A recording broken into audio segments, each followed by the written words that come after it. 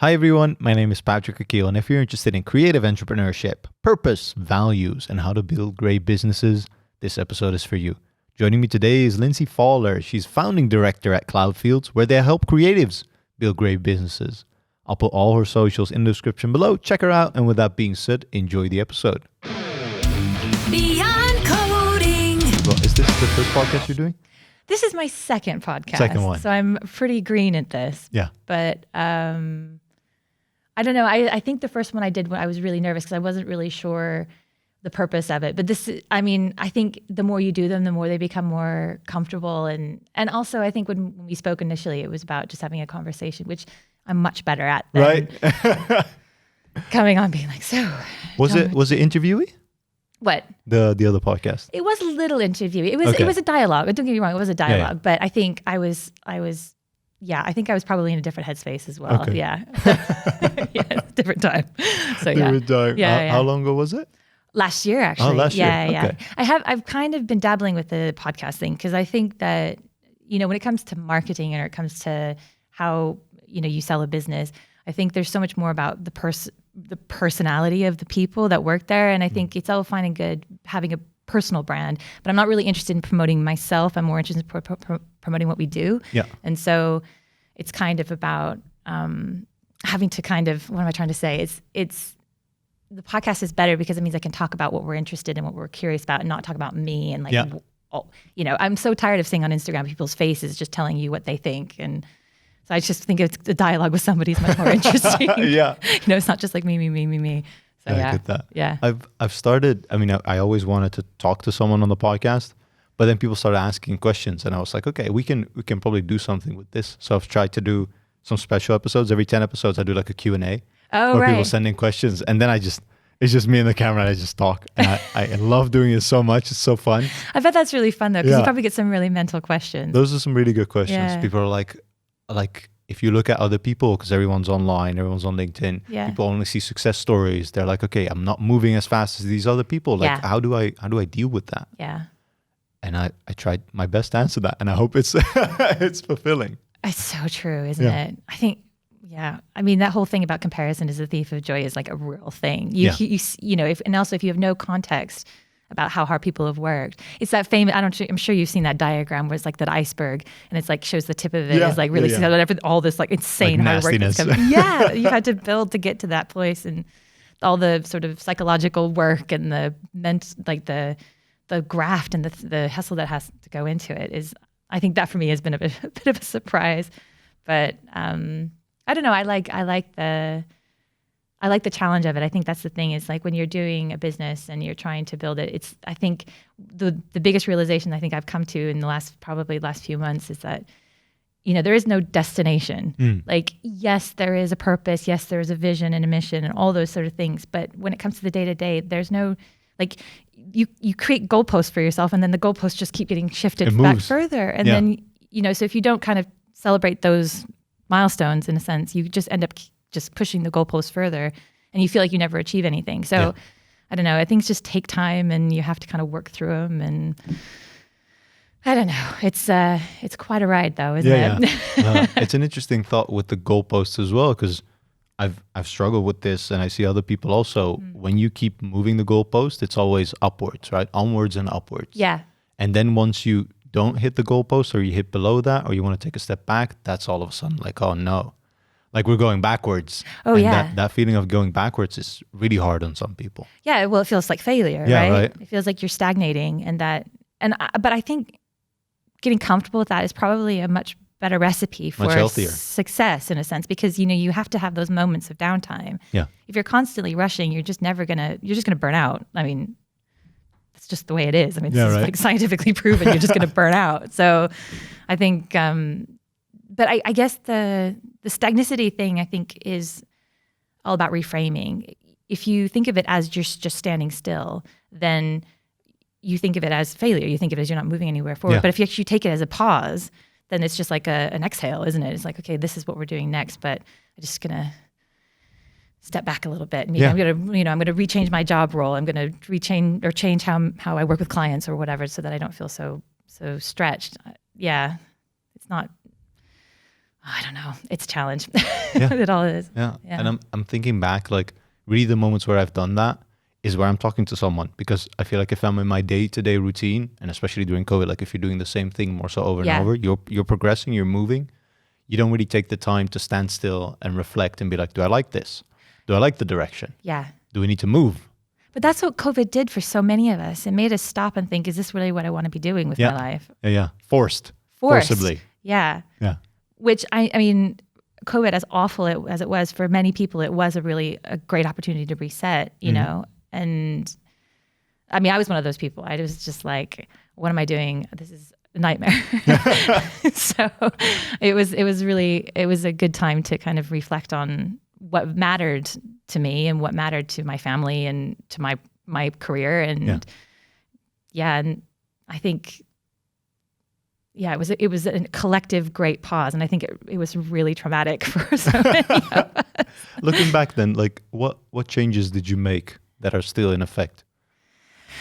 Ooh, that's a good question. Well, I mean, the first thing, because the pandemic hit right when I turned 40. And so I think there's something about midlife where you're like, oh my God, what am I doing with my life? And so what I gifted myself for my 40th birthday was a business coach, or more of a life coach actually, because I was unsure what I wanted to do with my life. I was unsure what I wanted to do with my career.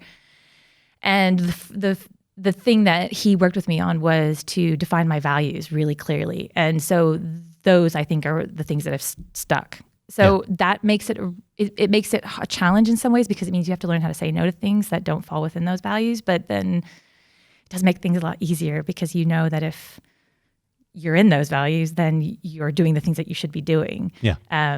So those are the things that stuck through. Could you share a few of those values? Like, I'm interested. Yeah. So, I mean, So growth is one of my key core values. I think that it doesn't necessarily mean in terms of like business growth. It means in terms of self-development and learning and changing and growing and all that, those in that sort of sense. Integrity, which is basically a throwaway word, which nobody thinks means anything anymore. But to me, it's really important. I'm like a terrible liar. I can't lie for the sake of it. I'm terrible at those things. So I think that's a beautiful thing. Yeah, I have that as well. Like, I recognize that. Right. Yeah. So it's like, I think but I think integrity also can kind of mean about like being really honest with yourself about what you're doing and being, I think, really posing those hard questions at yourself about if what you're doing is actually something that has integrity. Like if you're, sacrificing your mental health for a client, that's probably not living in integrity. That's probably being dishonest with yourself about what you can actually do and actually not giving them probably an honest service about what you can do. Yeah.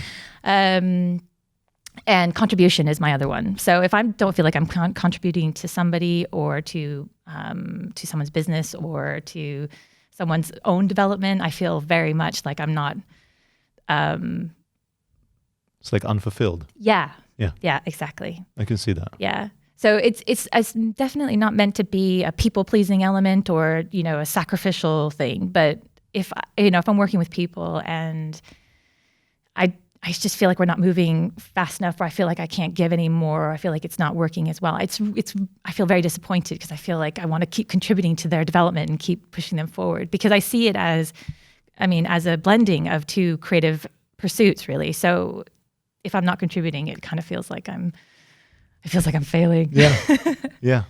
Interesting. How did you learn like that about yourself? Because when everyone talks about values, and whenever someone sits across from me and talks about their values, I'm like, man, I try to reflect and be like, I really like that. Like that, I can recognize myself in that.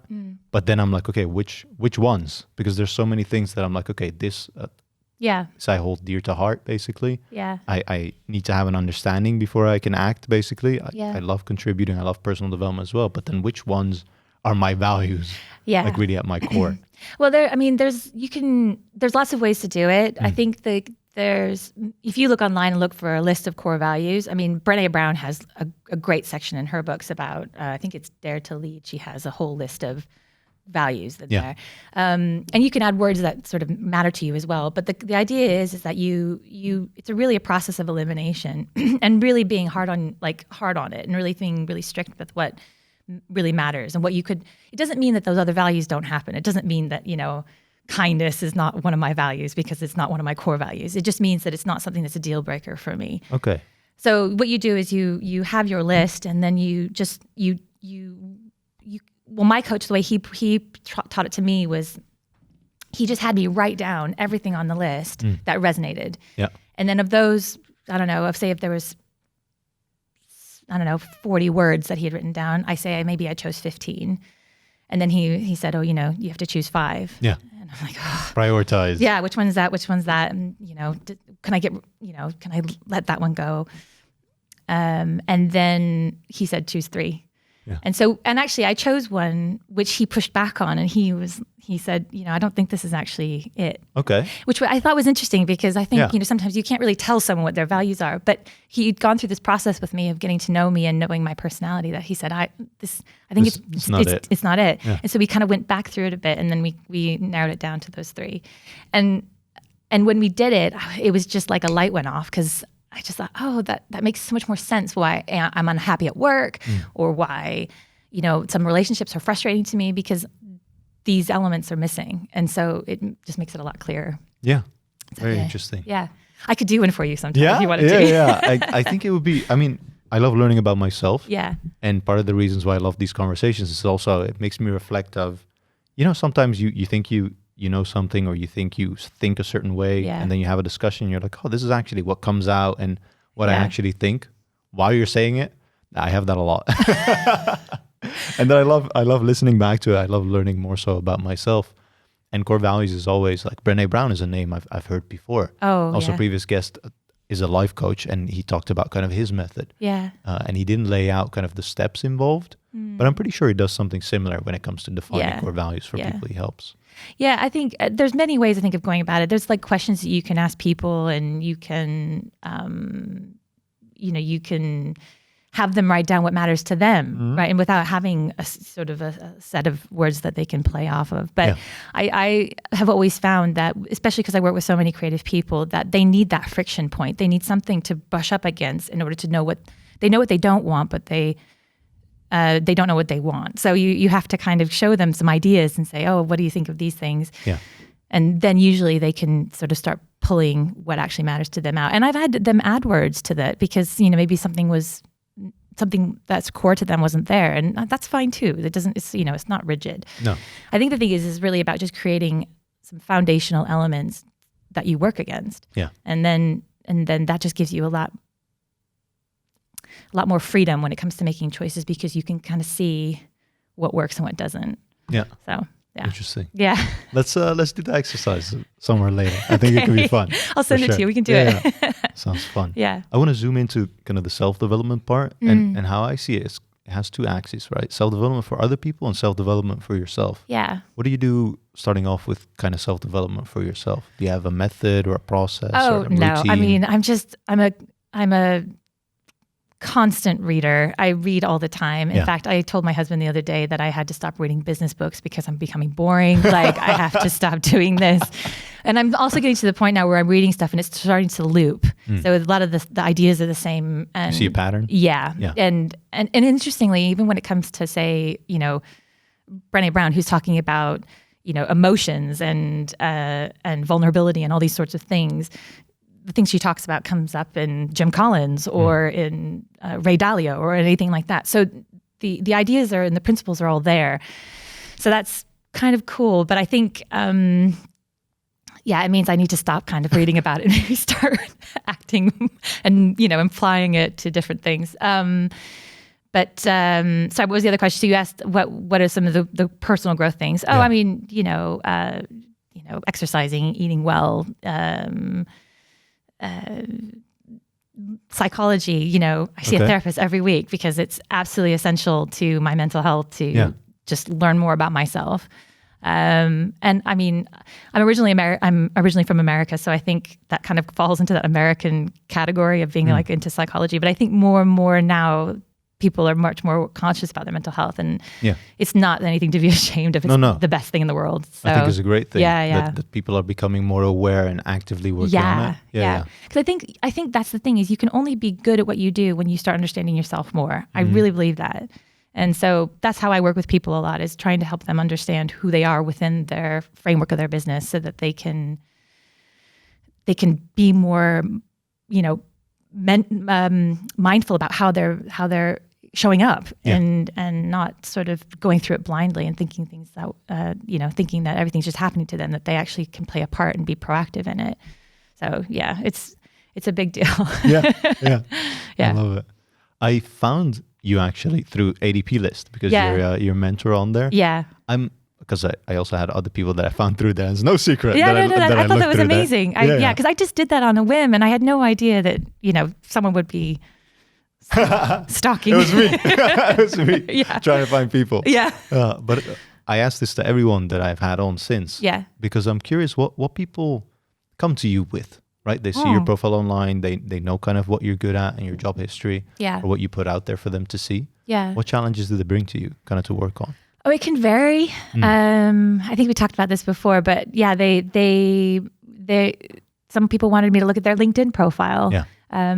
Some people wanted me to look at their online portfolio. Some just wanted to hear my story, which I thought was a little disarming, because everyone thinks their story is really boring, right? But I think that the way that the woman explained it to me when she wanted to know was, it's just useful to know someone who's gone on a little bit further. Yeah.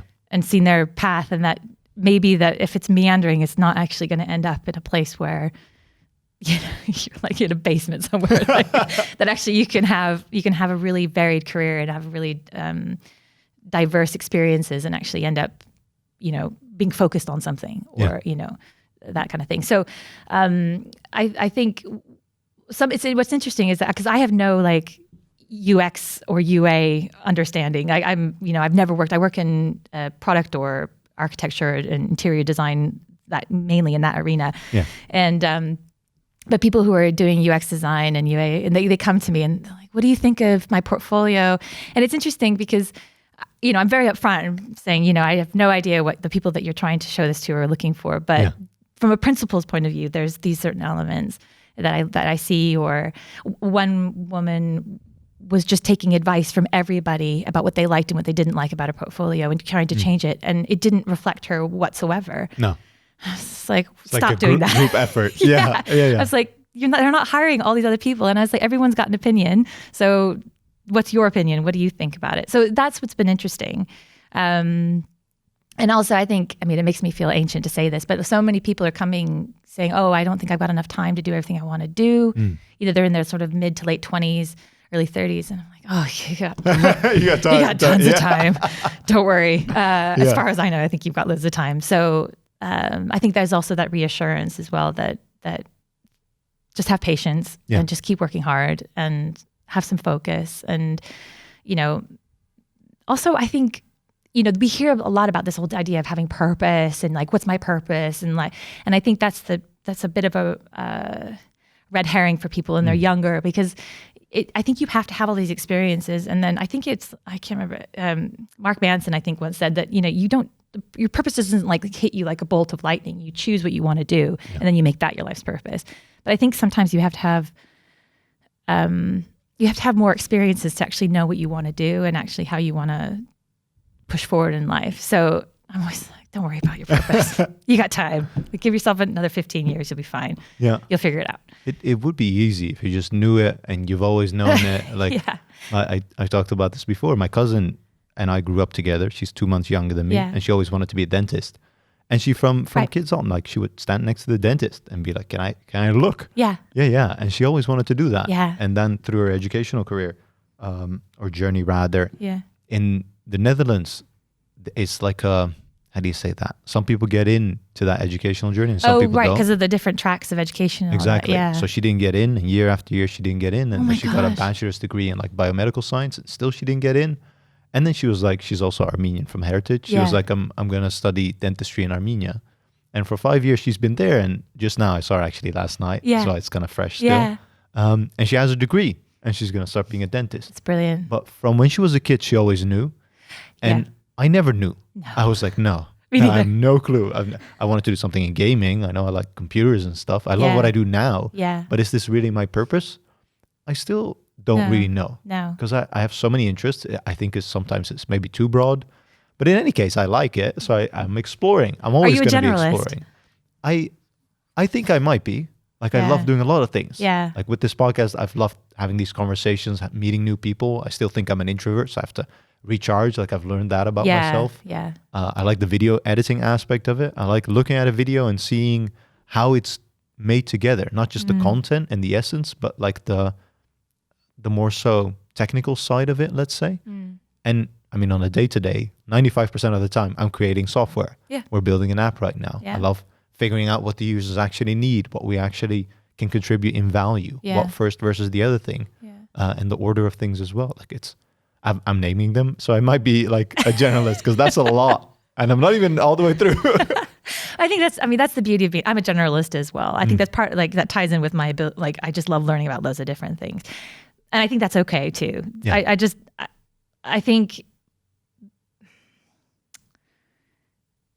I think when it comes to the amount of things that you're interested in, I think that's the important part is just keeping curiosity about what you're doing. Yeah. If you can stay curious about everything you're doing, that's fine. Like that's enough. Yeah. And I think, I don't think purpose is like, I want to make the world a better place, which is like the worst one. Right. but if that's your purpose, it might take different forms. Right. And for you, it could be this route, it could be that kind of thing. So, I think that sounds great. keep developing, keep learning. It's great. Yeah. I feel like I like this journey that I'm on. I like it a lot. Yeah. But I also feel like, looking from my perspective, I don't really have another option. Like I have to explore to kind of figure it out. Yeah, exactly. And I might not ever find it. Yeah. If you were to ask me 10 years ago, I would have said, by then I would have found it and I'm going to be full focused and I'm going to blaze through and stuff like that. Yeah. And I'm doing that on certain aspects, but it's different. It's still kind of wide. And I think that's fine. Yeah, it is fine. It's absolutely fine. Yeah. I mean, I think the choice to focus, I mean, that's what they say about niching, right? Everyone says, a niche is like too limited. But actually when you niche, it's a choice, right? It's like, this is what I'm going to work in. But actually it opens things much wider. And I think that's the same kind of way of thinking about it is purpose is the thing that you want to do, but it could just end up being very wide in what you end up getting to sort of interact with. So yeah, I'm all for as much experience as possible. I'm a growth, right? Yeah, for sure. Yeah. I'm wondering how you got to a point where you're working with creative entrepreneurs more so on a day-to-day, week-to-week kind of basis. Could you lay out kind of that journey that led to that? The journey, well, as I said, it's a bit meandering, but my education, I have a master's in history of art. So I've always been in a kind of a creative bent, shall we say. Yeah.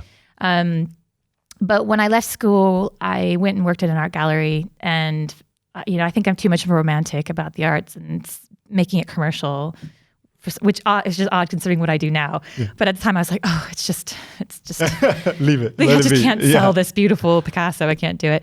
So I ended up going into working into architecture. I took a job as a PA in a high-end residential design studio in West London. Yeah.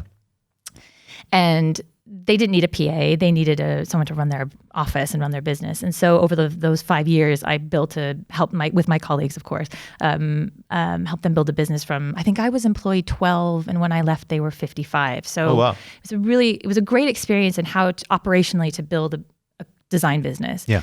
And then I left to work for a couple other different design studios, and then kind of burned out working with designers. No offense, any designers listening. But I kind of burned out a bit. And so I ended up working in food a bit because I'm very passionate about food. Yeah. Got into marketing a little bit, worked in culture, and kind of had this really random kind of experiences. But the interesting part of that is that in every instance, even if I was trying to do something more creative like food writing or cultural tours or any of those things, I always gravitated to the management of the business side of these things. I was always much more interested in like the nuances of how the business ran.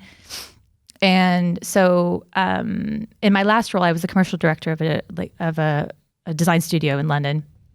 And that was the best opportunity to help build a brand with them. So it's like the first experience was really about operational understanding. Yeah.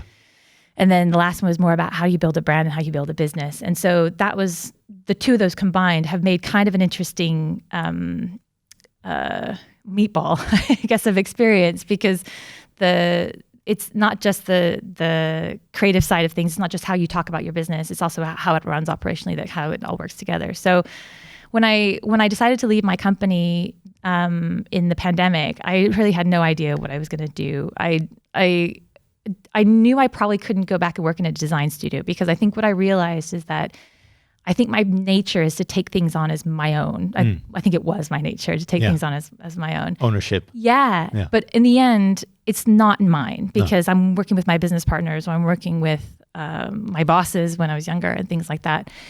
And ultimately it's down to them, because they're the ones who are doing the product, right? And so I realized that if I go into another design studio, I'll probably end up carrying as much as I do, and it's just not going to be for me ultimately in the end. So I had friends and colleagues be like, oh, if you ever decide to consult, you should get into that. I was like, no one wants to hear what I have to say. Like, I'm not that interesting. I don't know that much, and blah, blah, blah. And then, but what I ended up doing, which I didn't realize at the time, was really a very sort of broad value proposition. I ended up speaking to a bunch of people in my industry that I knew, and I said, I'm kind of thinking about this thing. Would this be of interest? And the response, it was all really positive. There's not really a lot of business consulting specifically for creatives. I think that generally it kind of seems to fall out of the sphere of business, and that I think it's because the creative, it becomes the focus, as opposed to, say, if you're working in aviation or medicine or any of those sort of things. It's like more a bit about like consulting those things. Yeah. So I think, so I just decided to kind of dip my toe in, and then here we are 3 years later. Still good? Still good. Loving it. A really great set of clients. And I think that what was interesting is because I'd always gone from a role of a doer. Yeah. I had to sort of really shift who I was within my own business into being more of a thinker, sort of. And that's been a real challenge, because I'm so used to just getting in and doing stuff. But actually, if you're going to run a business, you have to be the one who's actually thinking about where things go and where they need to be next. And that's been a challenge, to kind of get off the day-to-day, some of the day-to-day tools and things like that. Yeah. So that's kind of a long-winded answer to your question, but So that's where we are now. Yeah. So you mentioned you kind of along the journey burned out with working with designers. Yeah. That kind of stuck with me. Like, why did that happen in the first place? I think because it felt in a lot of ways that the people I was working with, it was trying to push a rock up a hill. Okay.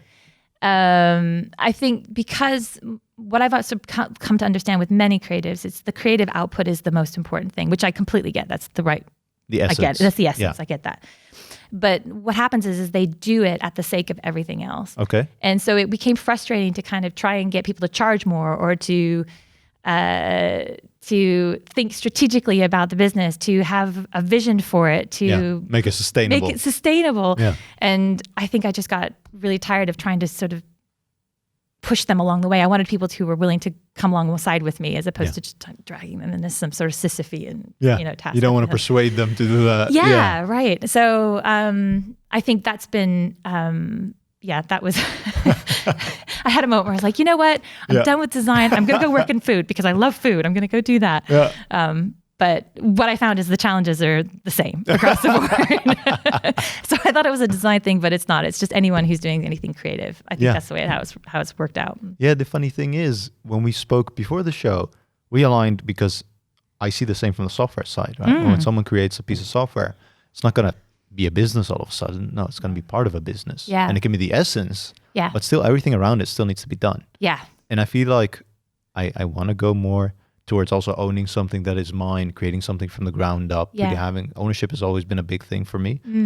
I want to get to a point where I feel more comfortable doing that. And maybe I'm never going to get comfortable. At some point, I'm going to make a decision. You'll never be prepared. Exactly. Like I feel like more and more, I'm never going to be comfortable or prepared in any case. Yeah. But I want to decrease that risk also for myself. Sure. But at the end of the day, I feel like the software I can figure out an idea, hone it, and figure out how to build this thing for the customers, but then the business side around it, how to make it sustainable and have it have longevity. Yeah. That I don't have down yet. That's where kind of the insecurities come from. Yeah. I mean, that's normal. Yeah. Right. I think and I think the thing is, it's the least sexy bit. Right. Right. Yeah. Systems and processes are not sexy. No. No one cares about that stuff.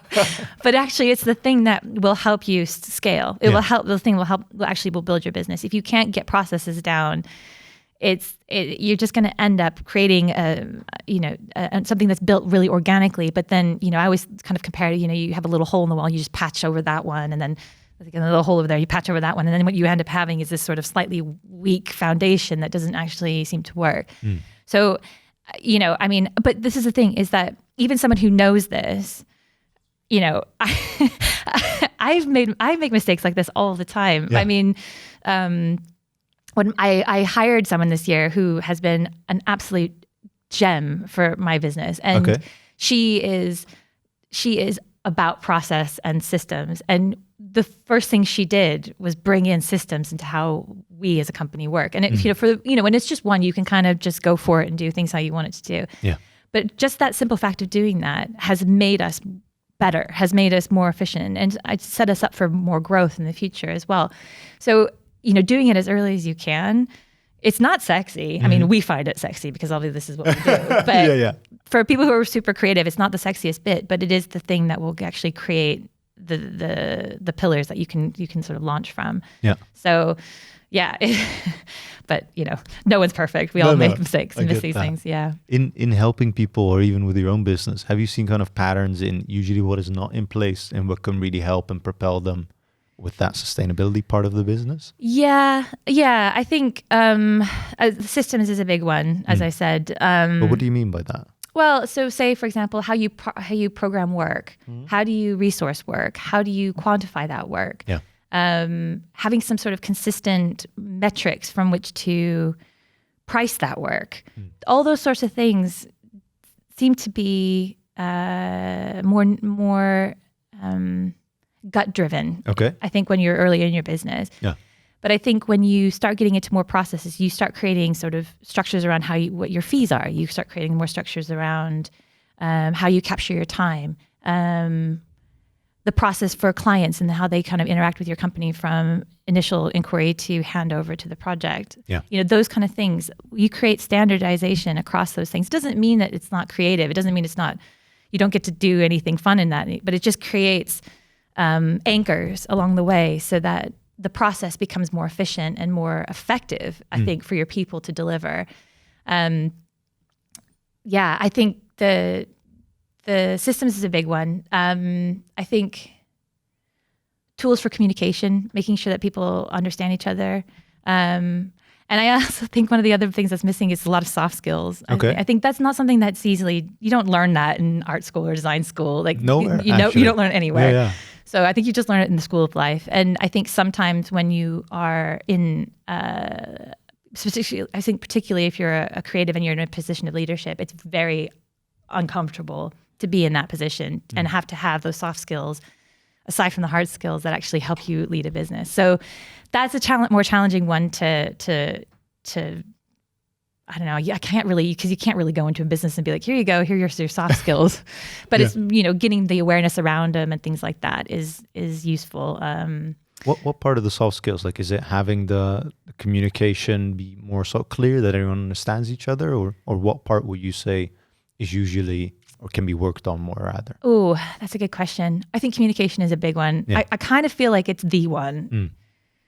But in addition to that, how to be more effective, how to kind of take yourself from doing things that are urgent and doing more important things, being able to prioritize. Yeah. I could see that one being very difficult. Yeah, that's really hard. Because everything's going to be on the plate. Yeah. Yeah. So then you have to pick. Yeah. So I guess that's the thing, is that if you know that actually, as we were talking about earlier, the goalposts, if the goalposts are just going to keep moving, those urgent things are just going to keep moving, right? They're just going to keep going. So I think it's about understanding that those things are always going to be there, but making time to set aside for the important things that need to be done. And that is, I think, one of the hardest things, especially when I think if you are a creative and you want to design a building or you want to design furniture, that's the thing you love doing. You don't want to set aside time to think about, I don't know, the next business plan for the next 5 years. It's important to do that. Yeah. But you kind of like, oh, but I want to just go design this chair. I've got this really interesting client brief. And I'm like, yeah, I get that. I completely get that.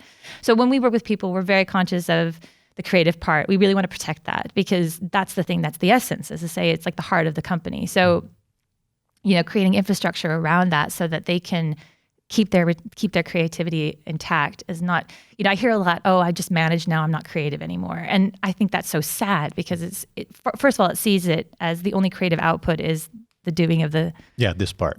Yeah. And actually not the building of the business is actually a creative part. But that's a harder one to sell, I think. It's fine for me. Yeah. But I think, if that's the case, then creating some structure for them to actually have that opportunity to do more creative things. And that may mean, hiring different people in to do a different job or to take on some of their roles that they really aren't great at, but they don't like, those kind of things. So it's a multifaceted of course thing. Yeah. I was thinking back when you touched upon priority, and I don't know how I would solve that for myself because I always have a lot on my plate. Yeah. And what I postpone is the things I genuinely don't like or don't look forward to. Yeah. And those get pushed back. Yeah. As much as possible sometimes. Yeah. To my own demise sometimes. Yeah. Are they important though? Sometimes I think so. And I objectively need to look at them and judge if they're important. Yeah. But still, with my subjective mind, I'm like, they're not important right now. So you said to your demise. So what happens then? Sometimes I'm very late with the things I think I could have done earlier, or I postpone things that I should have done earlier. Basically, I can give you the most simple example. I don't like finding people as guests for the podcast. Oh, right. So I postponed that. I like having the intro call. I like having the conversations. Right. Everything before that, looking at profiles and seeing what's out there, seeing if someone is a good speaker even. Yeah. Or setting up the agenda and being like, okay, then and then we meet, stuff like that. Yeah. It doesn't give me energy at all, to the point where sometimes I've had 0 episodes and I was like, yeah, next week I need to record, but I don't have anyone. And now I really need to do this. Otherwise, like my continuation and the thing I value, continuity of the episodes, is going to be in danger because of that. Yeah. And I've always managed. But then sometimes I'm like, maybe I might not be so lucky and then I'm not going to manage. Yeah. I don't know how to solve that because I feel like if I'm running a business, I'm going to have similar things. Yeah. Things that are going to be important and that I'm going to do, maybe it's my personality also, that I'm going to postpone to the last minute because it doesn't give me fulfillment. And I'm going to do the things I like before that because it's going to give me fulfillment. I think everyone is this way. I mean, I'll give you an example. Hand on heart, I got really comfortable at the beginning of this year and didn't do any marketing. I completely burned out on marketing. I was like, oh, I'm fine. I've got all these clients. It's fine. Yeah. And I completely dropped the ball on that, right? And then, clients naturally phase out. Their projects go on hold or whatever. And then all of a sudden I'm looking at a financial gap and I think, oh God. Yeah. Like, what was I thinking? It was important. I should have been doing that marketing the whole time, but I don't like doing it. And so I'm like, oh, I don't want to do it. And so I just focused on the other stuff the things I do like. Yeah. But that's the thing is I think it's really easy to do that. I think being mindful of that. And even just, someone I read, I can't remember who said it, but someone once said, just do one thing a day for marketing.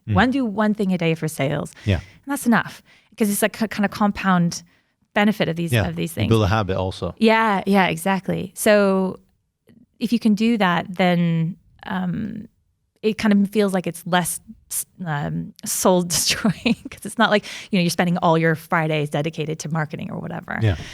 But there will always be things in your job, regardless if it's your company or you're working for someone that you don't like doing. And I think we have this mindset that our job should be like this amazing, fulfilling thing, but it's just not the case. Not 100%. No.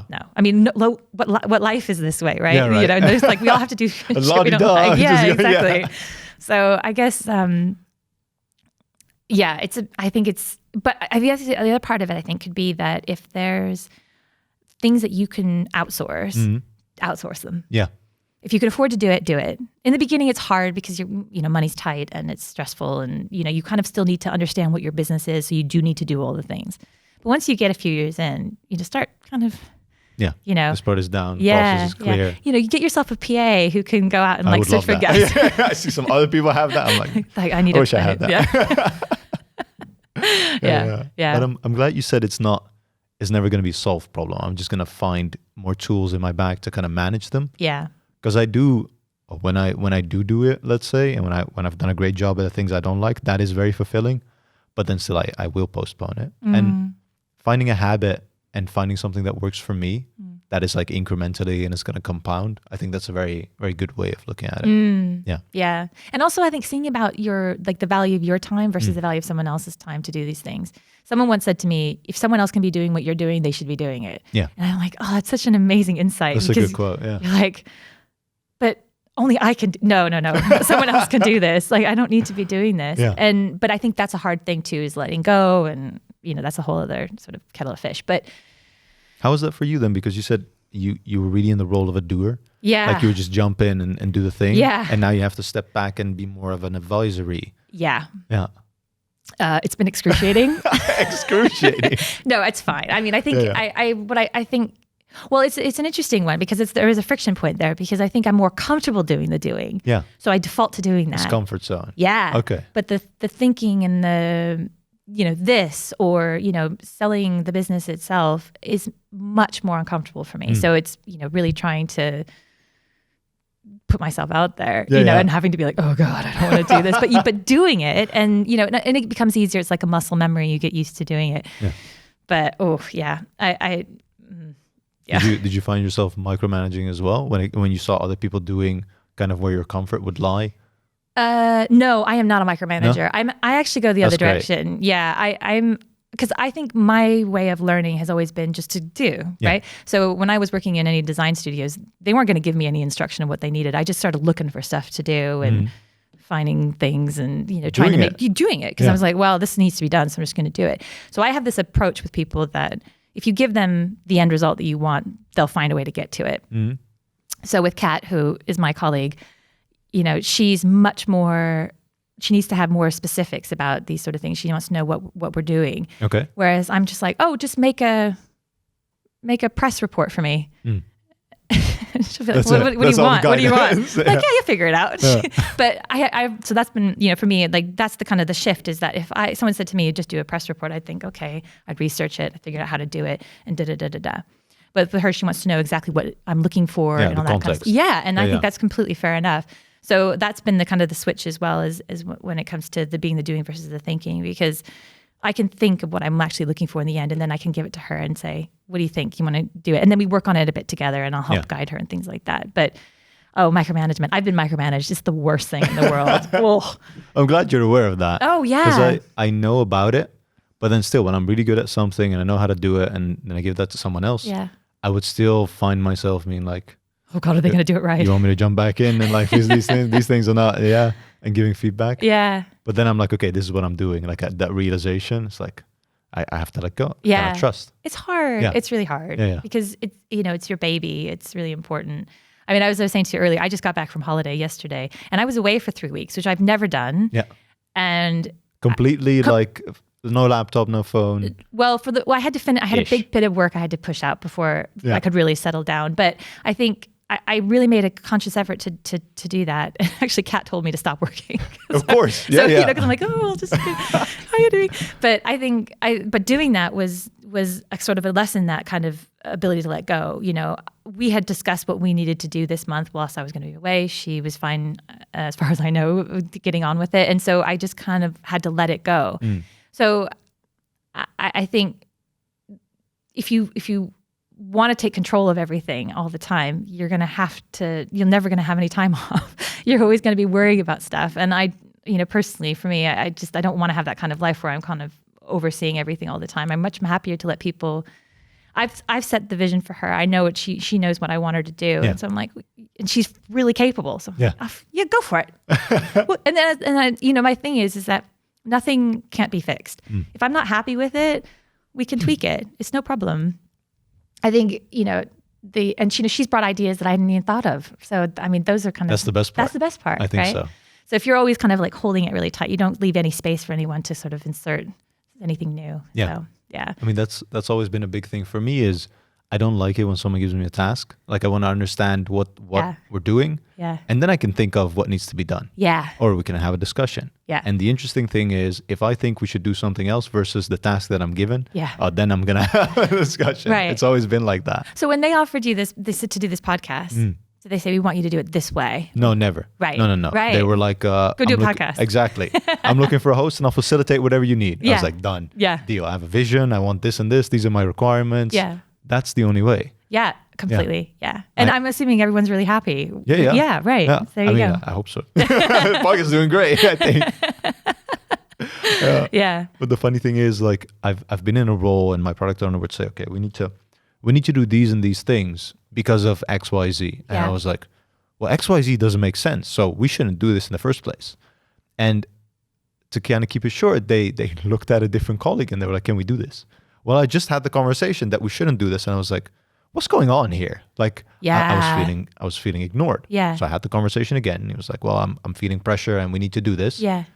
And then I was like, okay, I kind of overstepped maybe my boundaries, but I went to someone else that would listen. And we kind of made it aware that this thing was happening and this was kind of the root cause. And we solved it at the end of the day. Yeah. And I felt like, okay, I mean, if someone were to give me the time and really try and understand where I'm coming from, then I wouldn't have had to go to the director and get stuff done that way. Yeah. But I felt like the thing, I really didn't want to build it, basically. Like, I'm always in the builder role as a software engineer. Right. And if I don't stand behind what I'm building, if I think my solution doesn't make sense because someone else is doing something that doesn't make sense, then I'll stop with what they're doing so I don't have to build this. Right. Yeah. And it's always been a thing. I think that might be then in line with kind of my core values. Yeah. There's something, there's definitely something there. Yeah. I think that's kind of when you start knowing that, is because I have had clients before who if they don't want to do something, they literally will not do it. Yeah. And it's like it's like principally. Yeah, they just can't do it. And I think, great. Yeah. But then you also have to do other things that make sure that you can do it, or Yeah, but, you don't have to do it. Yeah, exactly. Yeah. But I think that desire you have to stand by what your work. I think that's fundamental, whether or not you're in a business or running your own thing. Like, you have to believe in what you're doing. Yeah.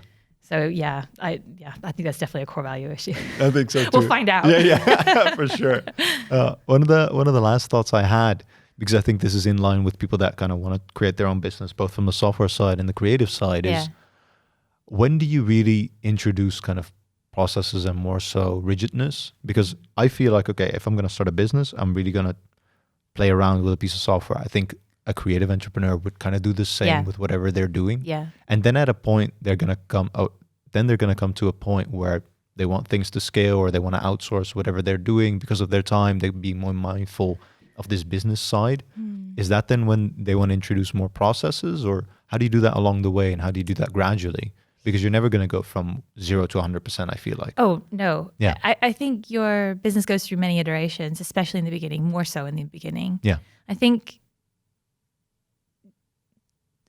there's some real merit in, I think process is great, even if you can start, even in sort of basic processes in the beginning, like, timesheets and, good billing and understanding your prices and things like that. Yeah. But like the structure and the standardization of how the process of operating goes, I think takes a bit more time, because I think you have to really understand what your product is first. And would you say that's kind of the first phase of your business? Yeah, I think so. Yeah. In my experience working with designers, they start out doing the thing. Yeah. Right. So they build buildings, they build restaurants, they do whatever they do. But it takes probably 4 or 5 years before they start thinking about the standardization of how they're doing things. Okay. And that's longer than I thought. Well, there's other factors at play here. But I think that's what I've seen, is sort of that kind of point where they start thinking, oh, actually, maybe we should standardize how we do things. Yeah. And then at that point, then it starts thinking about, because I think you're trying to figure out what your product is, right? Yeah. Which ties into the brand, what are you trying to sell, right? So being able to create those systems as soon as you possibly can, when you have a really clear product, that is when you can start doing it, I think. But I think getting your baseline ops stuff in the very, very beginning is super important. Yeah. And very few people do that. And I think that, most people just hire an accountant, which is good, and wing it. from there on, right? If you can find, if you can create a system for calculating your time, for thinking about your resourcing, things like that at early stages, then I think you're much more set up for success when it comes to the operational side of things further down the line. Yeah. And I mean, everyone will get it wrong. We all get it wrong, and I guess the idea is you kind of just try and course correct as you're going. But if you start with the intent, I think then that sets you up for greater success in the future. Yeah, I like that a lot. Yeah. I've seen, like right now I'm working at Xiba. Xiba is a consultancy company. And through there, I joined kind of a startup kind of ish. It was already along its way for about 2 or 3 years. But then I saw kind of really the early phases of a business. And I don't know why, but this person had so many like standard processes in place that I was like, okay, if we ever need these, then we already have it. Like we need certain certifications for something with regards to security, and we have a default audit trail. We have these things in place. Like they already thought so far ahead that from the beginning we had certain processes in place that I was like, okay, this is really handy. This is good to have when it comes to documentation, communication. For onboarding was super easy. Offboarding was already in place. So people forget it. Offboarding also is important. Oh, really important. Exactly. But those people have access. So I was like, okay, this is, and I've been in bigger companies where that's not even in place. Then I'm like, okay, in this group of like 10, 12 people, we have it. And in this organization of like 300, 400, 500 people, offboarding might not even be in place, and I might still have that. Like, it's ridiculous. I know. Yeah. I mean, hearing that is music to my ears. I mean, I think, but again, I think the thing is really hard when you're, and I can attest to this, that when you're in it, you're just kind of in it in the very beginning. So it's just all the things coming at you. It's the most dynamic thing you're probably going to ever experience in a sense, because there's all these moving parts. You're responsible for everything. You have to wear a billion different hats. And then I think, but if you can think about the structures in the future, that'll set you up for great. You'll be great after that. It's the hardest thing to do. It's not the sexiest things to do, because the sexy thing is to do the creative thing. The work.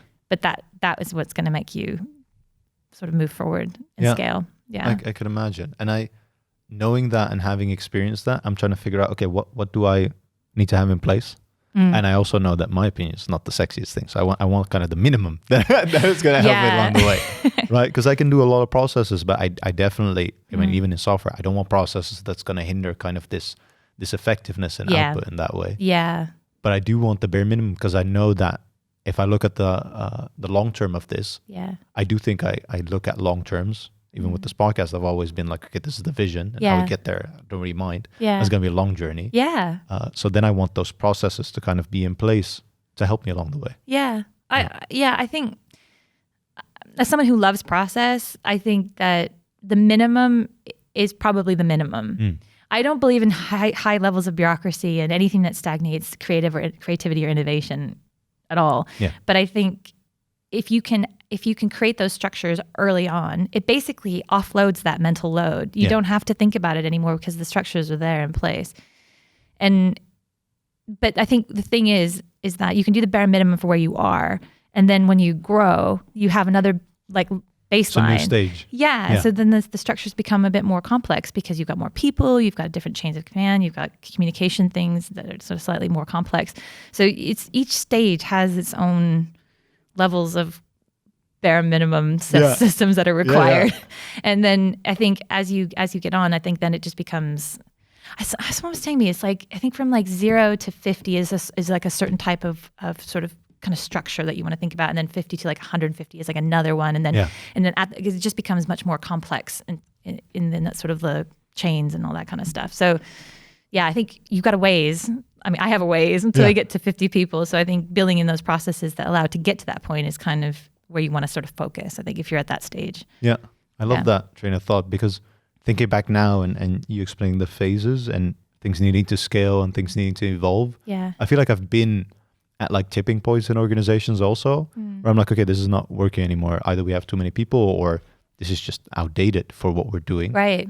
And I feel like that might be then a new phase. And it might not even have to do with people. It might have to do with new people or new cultures kind of onboarding in that way and things shifting. But it might then be a new phase. I think that's an interesting way of looking at it. I mean, but businesses have to evolve, right? They can't stay the same. And I think that is a challenge for many entrepreneurs, because they get to that point where they're it's beyond their skill set, right? Yeah. It's beyond the thing that they know how to run anymore. So then that's, you see that all the time in tech, where they bring in a CEO. If the founder is just sort of like a chair, and they bring in someone who actually knows how to run a business in the next phase. In the next phase. Yeah. And there's nothing wrong with that. That's a really smart move, because it means that you're growing, and that actually it means that you're freed up to not have to run the business. You can actually go focus on the innovation and things that you want to drive forward. So yeah, I mean, I don't like the analogy, but I think businesses are like sharks. If they don't keep moving forward, I think they die, because you have to be for something. You have to move forward for something. It doesn't mean that you have to grow to an exponential number of people, but you have to be moving towards something that you want to get to. And then, when you hit that point, then you have to move towards something else. That's the purpose of it. Yeah. But there is no end goal. No. It's just this long distance thing that you build and keep going. So yeah. I don't know. I think it's a challenge to think that way when you just want to build a table, or you want to build a buildings. You just want to design rooms. I mean, that's you want to go back to kind of the comfort zone and what you were doing before, probably. Yeah, and I think that's fine too. Like if you just want to stay small, and do that. Yeah, but I do think there's a challenge there. Like, don't have a business if you just want to be one person. I think that's fair. Yeah, it's like it's too complicated. Just be a freelancer and just design stuff. Like great, but if you want to have a company, you have to be on a trajectory towards something. Yeah. So because people also want to grow with the company, right? That's kind of why they hop on board. Yeah, exactly. For that vision. Yeah, and they're not just there to be doers. They're there to bring themselves and to help you grow it, right? Bring the value. Yeah. So that's it's there's a lot here. No, I get that. Yeah. I think the hardest part, I mean, for me personally, if I'm in that role and I've brought it from, let's say, 0 to 50 people, is then stepping out and being like, okay, we're going from startup to scale up phase, and this is not really my skill set. Because also you've been honing your skill set for this phase, and then if you've reached kind of the end point of your phase, being like acknowledging that this is not your skill set anymore, and someone else might be able to do it better. That's a hard one. Yeah. Yeah. I mean, your ego takes a hit. Yeah, right? You're like, oh, I don't have all the answers. I can still do I'm this. not really. No. I'm not capable of doing this. But I think that you have to let you feel that and then move on, because I think you'll try and control everything otherwise, right? And then the company will suffer for it. It's not about you at that point anymore. Yeah.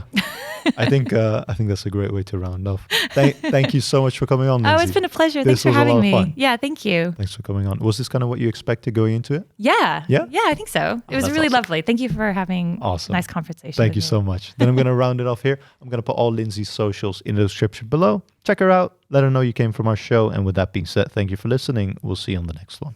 Bye.